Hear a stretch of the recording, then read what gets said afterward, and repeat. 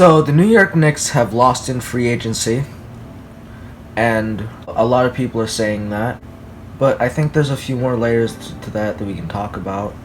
They started out the offseason really trying to get a max free agent, Kevin Durant, Kyrie Irving, guys like that. They were even kind of going for the Jimmy Butler type of tier of player. Instead, what they got was Julius Randle. Now I have their roster in front of me here. They signed Alfred Payton to 2 years, $8 million a year. They signed two 3-and-D wings, which in my opinion was kind of a bad move because they not only have RJ Barrett and Alonzo Trier and Damian Dotson to fill out those positions, and Kevin Knox, and a couple of other rookies. But now they also have those guys who take up a lot of time from the young guys because they're gonna want to play.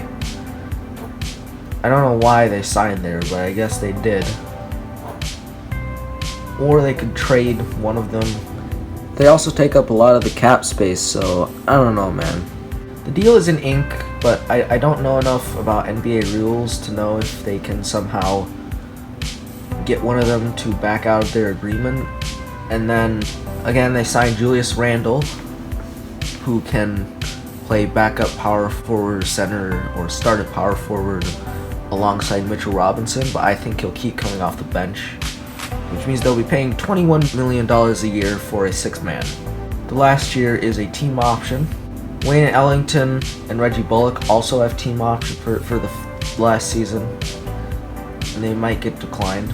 I don't know what they're going to do with Todd Gibson, but he is a veteran presence in the locker room, and I think he was kind of a bad signing for them,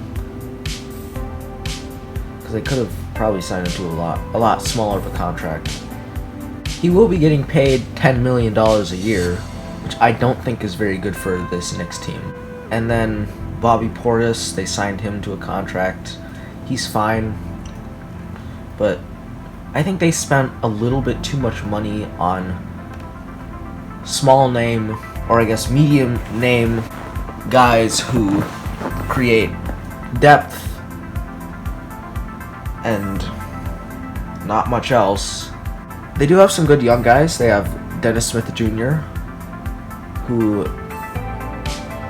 I kind of forgot was on the team for a while. I don't think he's going to develop into much. At most, he becomes an all-star, but I think that's just, he can play, he'll be good for them. He's a building block, sort of, but he's not a cornerstone.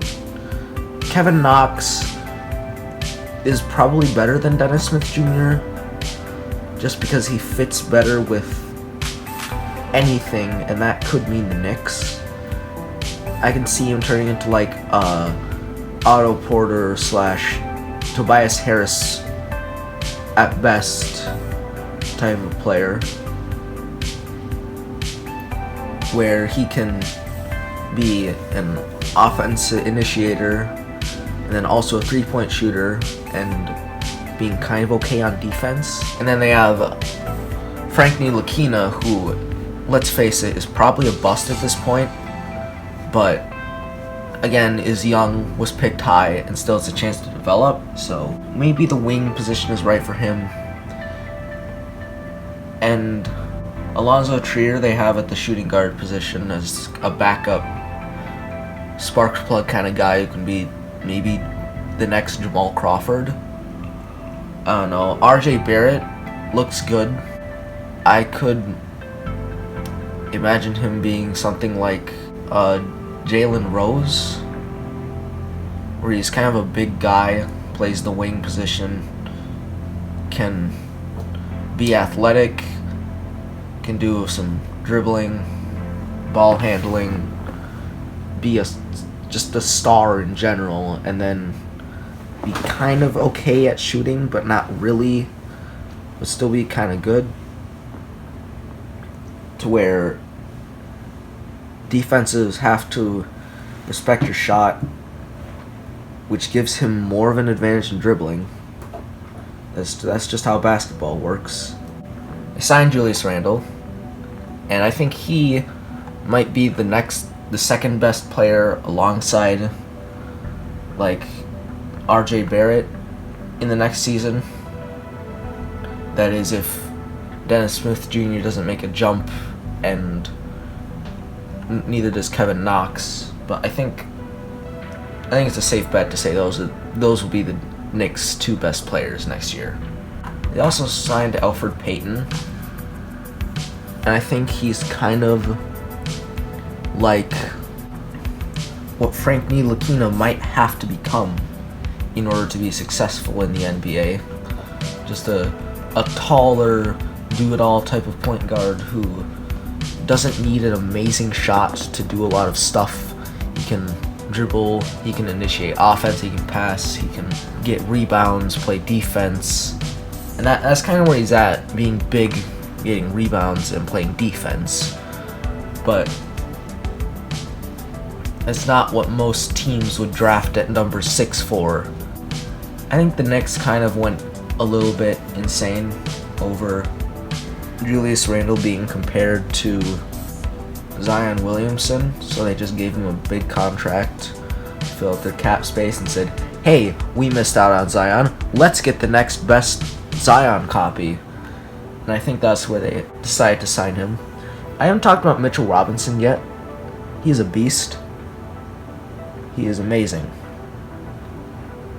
He is alien-like, only on Giannis levels, pretty much. There are clips that I've seen on, I think, a B-Souls video of him running from the paint to block a three-point shot. And I mean, he swatted that thing. It's not like it's just a tip block. He swatted it. That is Giannis type of build. He has a 7'4" wingspan and a 9'3" standing reach. He can jump. I couldn't find his actual vertical leap, but I can tell he jumps really high. I mean, we can all see it. He can jump out of the gym, and he is really good. So, Mitchell Robinson is probably going to be the key in their defense. RJ Barrett will be their leader on offense, and then everyone else just kind of has to figure it out and go along with them. I don't like what they did, and to me the Porzingis trade really backfired on them. And if I know the Knicks, they will not come out of this okay. I think one way to try to get them into Eastern Conference contention, or just playoff being good in general, would be to trade like Dennis Smith Jr. and Kevin Knox and like, I don't know, Bobby Portis back to the Wizards for Bradley Beal. But I'm not sure if that's actually going to work out, given the salary that needs to be matched. But I mean, maybe Bobby Portis could be thrown in to make it work. I don't know. It would be nice to see Bradley Beal on the Knicks, though, just in my opinion. I'm throwing it out there. I don't think many people have thought of that. So maybe I am unique in this position, but it might be a good fit, and I think that the Knicks should consider it. I am Alex. I do basketball. We have talked basketball today. I think we can all agree that the Knicks are terrible and losers. And goodbye, everybody.